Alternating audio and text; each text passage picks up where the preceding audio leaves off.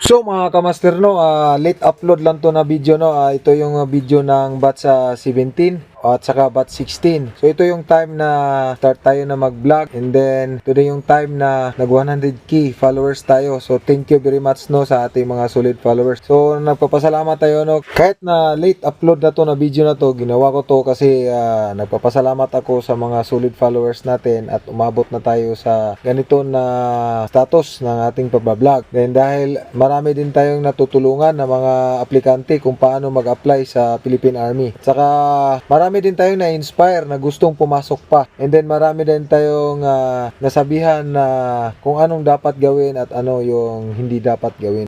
So kung mabot o 100k, librehon ako na yung mga... Bro, Please like, ansa may? please like, Bro, pulburon ra, pulburon. subscribe. Pulburon ra makaya. Ay tama no, pwede mag-take ka. Oh, ganun. Kasi mo papakasal ka cake, sir na. Sir, ganun ba kasal nga cake? Kung mag-retake, ano yung bitsang buteng? Uy, tama di mo di. Ayaw sa tinitalo. Mga chupapi mo nyan yo. Dagan pa mi dire. Ay, manok lang ang sir. May watchit po na burger please. Dito? Takurong daw. Sayap.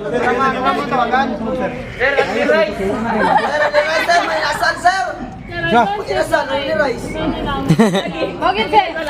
Dili mo uli. I-unfollow na lang ko ninyo. So, thank you very much no sa ating mga solid followers.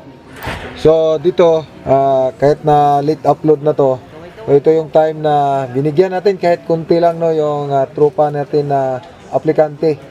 Nag-birthday during sa kanilang pag-process. Kunti lang man. So, that time is sumahod man tayo. So, shinare natin yung sahod natin sa Facebook. Kahit kunti. So, nagpabili lang tayo ng kunting ulam, dagdag sa hapunan nila.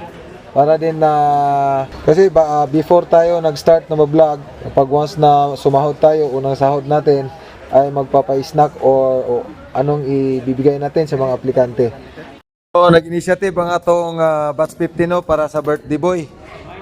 So ato lang ning dungagan gamay. So karon kay 41 na laman kay kulang no para hapit atamo 100k. So timing pod nga na birthday sa ato ang aplikante sa batch 15. So sabay na to atong celebration. So naga po tayo duha ka